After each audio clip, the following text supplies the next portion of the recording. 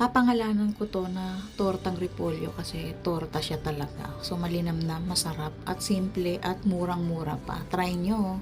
So, syempre meron tayong repolyo at ito ay malapit ng mga lanta.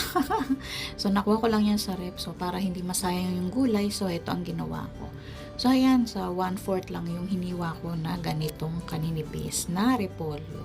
So, kung gusto nyo mas maliit para sa mga bata, pwede din. Pero sa akin, mas okay itong gantong kalalaking hiwa. So, syempre, pagkatapos natin hiwain yan, ay ilalagay natin sa isang malinis na lalagyan. So, syempre, ayan, at pagkatapos nyan, ay magre-ready na tayo ng sibuyas, syempre. So, ayan lang yung pagkatapos natin. Ito na yung ating sibuyas. And then, conforme kung gusto nyo mas marami. Pero sa akin, okay na lang yung ganito. Kasi 1/4 lang naman nung repolyo yung gagamitin natin. So, ganyan lang karami. At pagkatapos ay isinama ko na yung sibuyas diyan sa repolyo.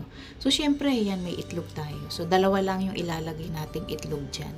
So, syempre, ayan, naglagay ako ng salt and pepper. And then, maglalagay ako ng chicken powder. So, kung wala kayong chicken powder, pwede kayong gumawa ng chicken bouillon.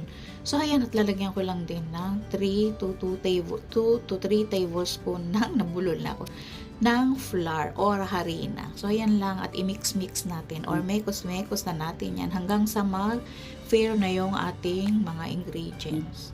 So, pagkatapos nito ay, ayan, maganda na yung ating hinalo.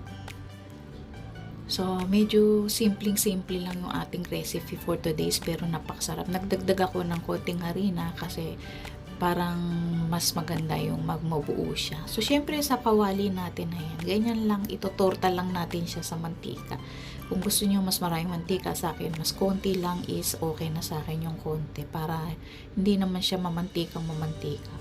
So, ayan lang at pagkatapos ay ipipirito lang natin ang ganito. So, ayan, try nyo to sa mga anak nyo, lalo na sa mga nanay na walang budget or konti lang yung budget for hapunan or tanghalian, pwedeng-pwede to. So, ayan lang yung ating ginawa. So, ayan, at tortang-torta na ang dating niya, di ba? So, hindi siya halatang repolyo lang siya at sibuyas, di ba? Pero napakasustansya nito at yung repolyo kasi maraming vitamin C. So, kumain kayo palagi ng repolyo. So, syempre, ayan, luto na. And then, inulit lang natin yan. Pagkatapos ay nag-ready ulit tayo. At napakaraming nakain nung aking anak at saka nung aking darling dyan. Kasi nasarapan sila.